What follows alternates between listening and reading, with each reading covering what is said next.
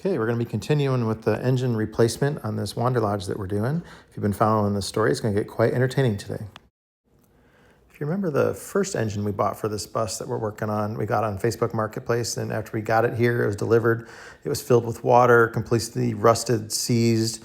Everything is just rusted and destroyed on it. It's no good. So we decided to buy another Facebook Marketplace engine, and that's what's going in this bus. And as you see this video today, we have a very disturbing discovery. So now they're putting the flex plate bolts in for the flywheel. So you got that little hole right there, and there's the flex plate goes right through to the flywheel there. You put that bolt in, and you got to crank the engine over, and there's about 20 of them in there, maybe more. A lot.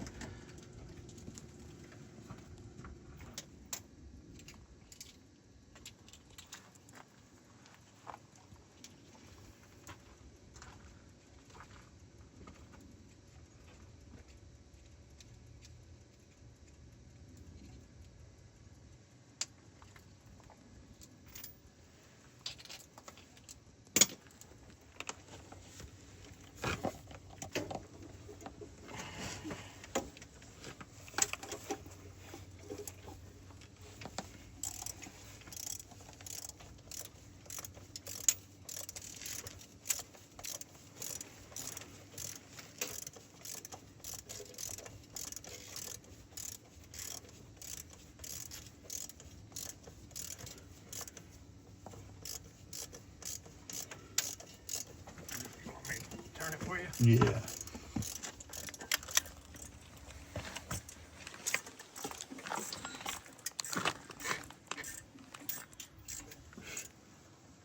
Keep going. Do you see the hole in the middle?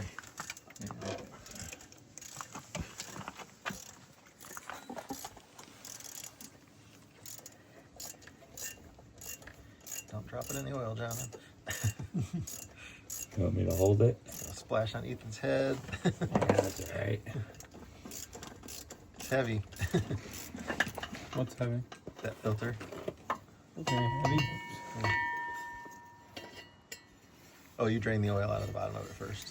Yeah. Almost got, they don't all have drain plugs in them. Oh, is there no filter in there, or is it stuck on there? There's no filter in there. What the fuck? No filter? What the hell? It's got that Bluetooth filter.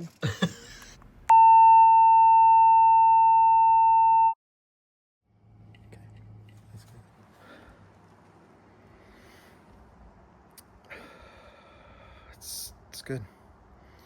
It's good.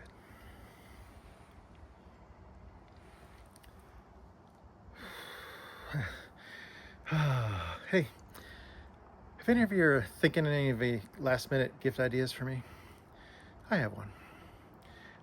I'd like the guy that put this oil filter housing together without an oil filter in it on this engine.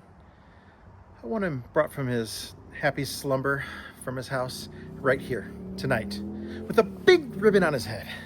And I want to look him straight in the eye and tell him what a cheap, lying, no good, rotten, floor flushing, low life, snake licking, dirty, inbred, overstuffed, ignorant, blood sucking, dog kissing, brainless, dickless, hopeless, heartless, fat ass, bug eyed, stiff legged, spotty lipped, worn headed sack of monkey shit he is. Oh, hallelujah. Holy shit. Where's the Tylenol? Okay, we got that oil filter. We put a new one in. We put one in there, a new one. The number is a P as in pterodactyl, 20. So P20. That's P as in Paul if you don't know how to spell pterodactyl. So we got that in there. I cannot believe there was not an oil filter in that housing. You cannot, on most engines, you cannot run them without an oil filter because they would make a big old mess when they have a spin-on filter. Whoever put that together is an absolute complete idiot. And this engine was run on that with no filter, like run hard in a vehicle or something, because it was not just rebuilt. And then like the oil that was in it was blackety black diesel oil. And that oil filter housing, I didn't show him drain it on the camera, but he did. He drained it. It was filled. So, and the only way for that canister to get filled like that is for the engine to be run. So maybe it was just test run like that. So somebody took it out and put it together like that, and they just test run it. We know that according to this here, it's got 40 PSI at idle. IDEL. You don't know how to spell. It's not idol. I don't think it's an O. It's it definitely spelled. It should be LE, obviously. Which that's high for idle with cold oil. So maybe they just ran it to test it and make sure that it worked, and they assumed there was a filter in there. But God, whoever put that together is an absolute idiot. We absolutely have to go through and do a bottom and end inspection on it now. And then this brings into concern on the top end, when we went through all the top end adjustments, how out of whack everything was. Valves on the same cylinder being completely different, and the timing of the fuel injectors being off. Is there wear on the cams because this has been run with no filters in it? My gosh, that is like one of the worst things that we could have discovered. We haven't even run this engine yet. All the signs that we were looking at inside of the engine, the cylinder liners, it's a fresh rebuild. There's plenty of cross hatching in there. It's got good compression. It turns over. We thought that was all the right things, and just man, oh man, I'm at a loss for words. Never in a million years would I've expected to have found that issue with it. That's not something you can easily check for or anything. It's just crazy. So we'll take the oil pan off and do the bottom end inspection and see what we're up against here. But that is, oh my God, it's sickening. It makes you sick. Facebook Marketplace. God, I love it. Diesel Pro Power.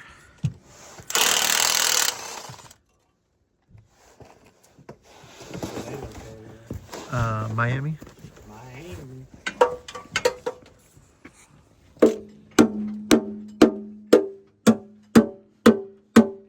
Does this have those bolts that go through the back? Yeah, they're out. Okay.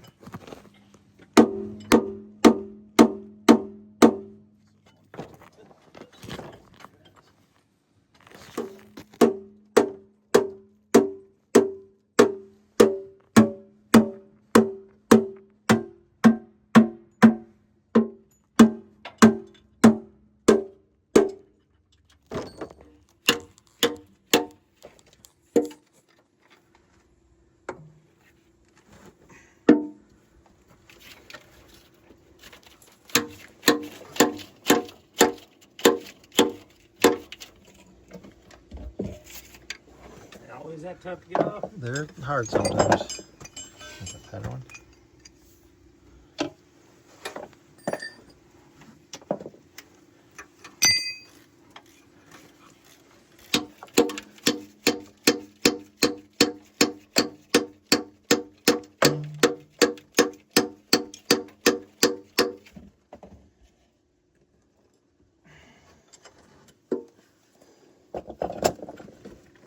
And you got the bolts that go backwards into the flywheel housing. You have those off? Yep. Was there two in each one? There's one in each one. Okay.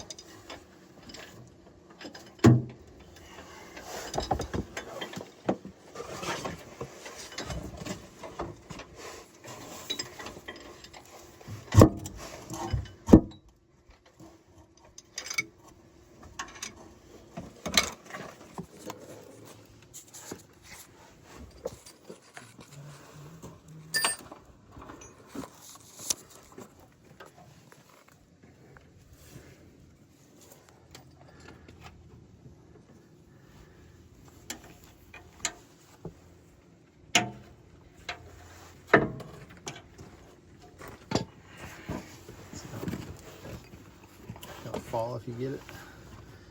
Is it gonna fall? Oh.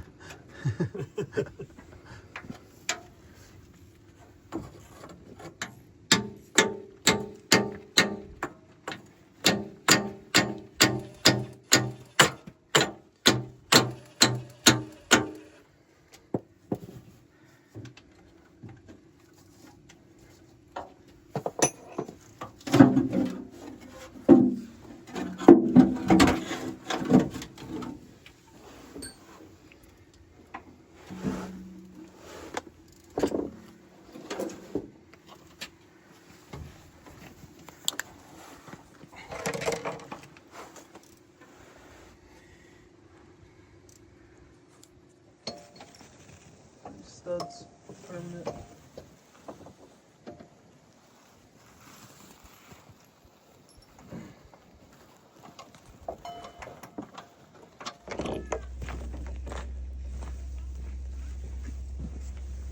What? I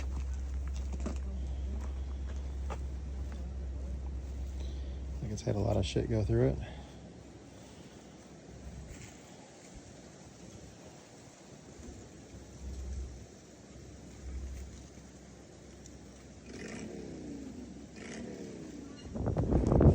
Well, the crank surface actually looks good, so that would be the big thing there. So I mean, the bearing metal is a lot softer, so it saved it.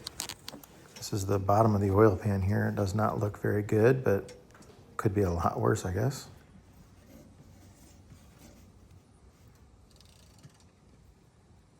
So that's just like gasket material there.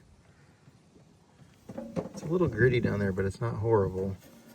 And considering it's been run without a filter.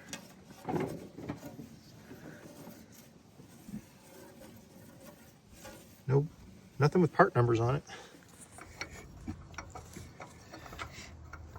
It's fun to get in the hole, isn't it? Yeah. You want me to do it? I'm not saying I'll do any better, but.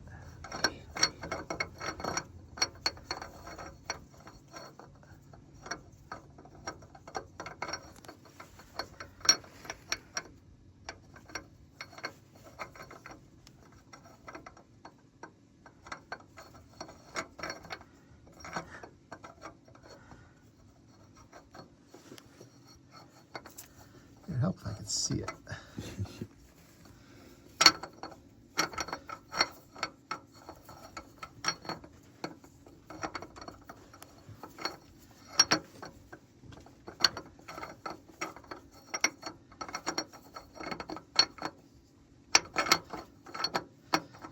Okay, your turn.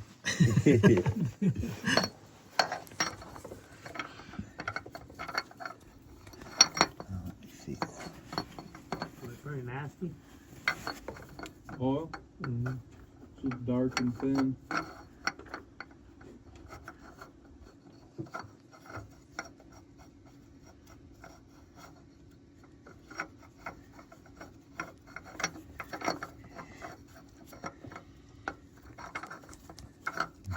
Are you sure it fits in there?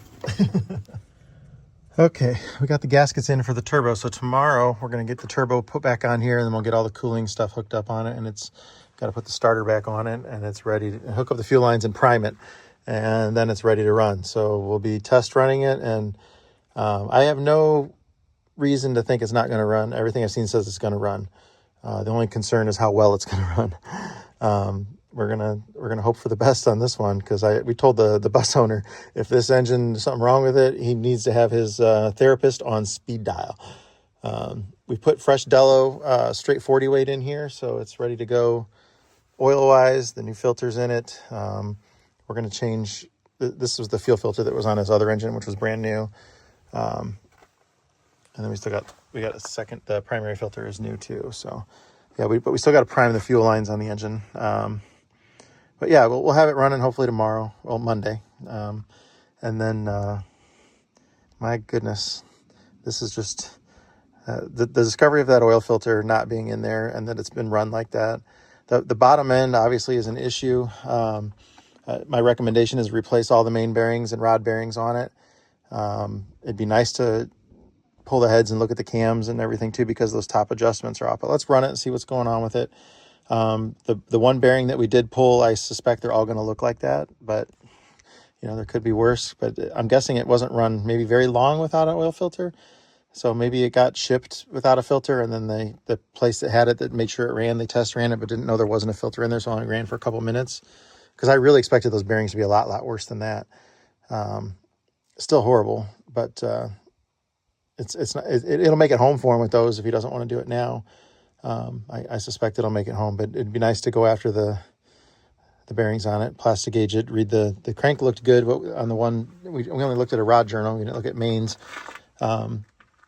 Just the owner doesn't want to put much more time into it right now, and we'll see what's up with it, but it would be nice to definitely change all that stuff. but it's just not in the cards for him right now to do that time-wise, money-wise and stuff. So if he drives it 700 miles home or whatever, if it goes, I think he'll be fine with it for a while, and then we'll have to maybe schedule him back next year to do that. That's always the weak link on the 92 series anyway. So, I mean, in a perfect world, like I said, we'd go after that. We'd pull the heads on it and inspect the cams and stuff too. Because of how crazy those top end settings were, it makes me think there's going to be some wear there. But we've readjusted everything, and well, I don't know how long it'll take to wear again, or we'll see what happens. There wasn't a lot of metal, and there wasn't metal down in the pan, so I guess that's a good sign. There was a lot of sludgy stuff, but man, fingers crossed that this thing's going to run and run well.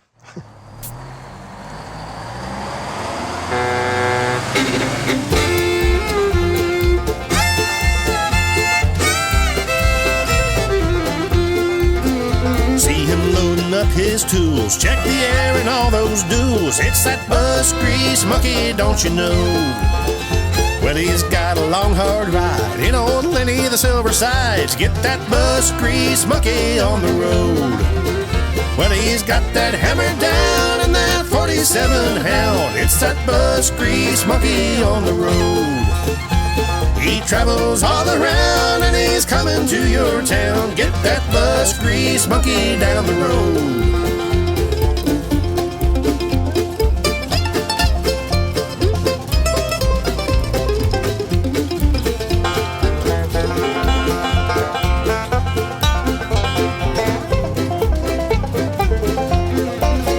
See that 4104 with the propped up engine door. Watch that bus grease monkey do his thing.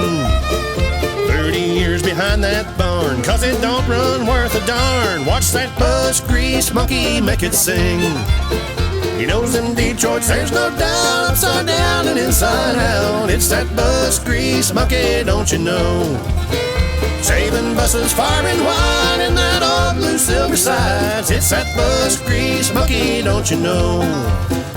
Now he's moved his family to the hills of Tennessee. Watch that bus grease monkey make his home, bringing buses back to life with the help of his dear wife. Watch that bus grease monkey get it done. Well, he travels town to town working on them old greyhounds. It's that bus grease monkey, don't you know? Saving buses far and wide in old Lenny the Silver Sides. It's that bus grease monkey, don't you know? It's that bus grease monkey, don't you know? It's that bus grease monkey, don't you know?